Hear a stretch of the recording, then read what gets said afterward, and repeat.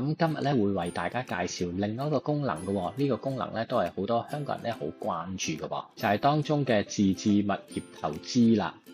咁不如啦，事不宜遲，我哋就即刻入到嗰個功能頁裏邊咧，就睇下呢個功能啦，有啲乜嘢可以幫到大家啦。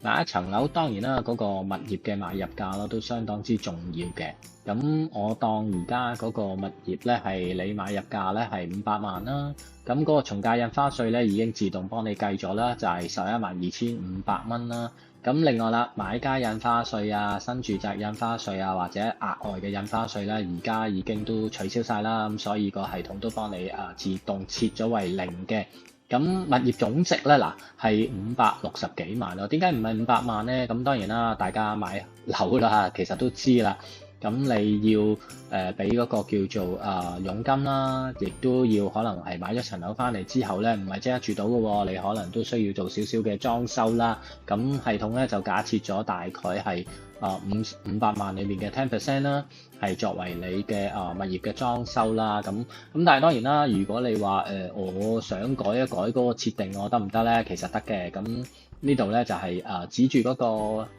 設定啦，嗰個掣啦，咁你會見到啦，其實當中嘅設定係啲咩嘢啦？3% 嘅通脹啊，5% 嘅期望回報啊，另外70%嘅按揭比率啦，1萬蚊嘅法律開支啦，10% 嘅一個即係物業嘅一啲裝修開支，另外1% 嘅代理佣金。如果你真係需要改咧，你可以改嘅。咁如果你話呢個都係嗰個預設啦，咁你撳 OK。另外一度啦，就係關於你嗰個按揭嘅年數究竟係幾多咧？咁當你呢個嘅按揭年數係30年啦，咁而家平均嚟緊30年嘅息率都係當平均係3.5厘咁樣啦。咁其實你就係每個月咧係需要大概啦，即係還款係15000幾蚊啦。咁另外全期還債之後咧，雖然你係借350萬啊，但係全期還債之後咧，你其實係還咗560幾萬嘅。假設你係當一個投資，咁你係供咗10年嘅話，咁其實你係仲有貸款嘅餘額咧270萬鬆少少啦。咁當你呢10年裏面咧供款咧，你都係能夠10年都完全租晒出去嘅，冇空租期。咁而嗰個賣出價咧係都好好啊嚇，咁就10年裏面咧賺咗50% 咗緊啦。咁你500萬嘅樓買入嚟啦，咁其實你放租嗰10年，咁大概每個月咧係按通脹啦，咁而家開始就係15000蚊租金啦，管理費咧就大概係1000蚊啦，而嗰個差餉地租都係1000蚊嘅話，咁我入晒所有資料啦，咁當然啦個計算機已經幫你計晒所有嘅一啲數據啦。咁原來有3個模式啦，大家都睇到嘅就係如果你係將呢個物業啦買入嚟用按揭嘅方法買咗入嚟啦，跟住出租啦。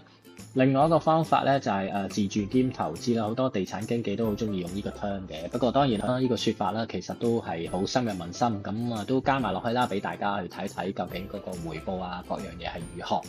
咁另外啦，亦都有啲可能內地人唔中意落嚟係香港買樓啦，佢哋係中意一次過嘅。咁買咗入嚟出租，咁又如何咧？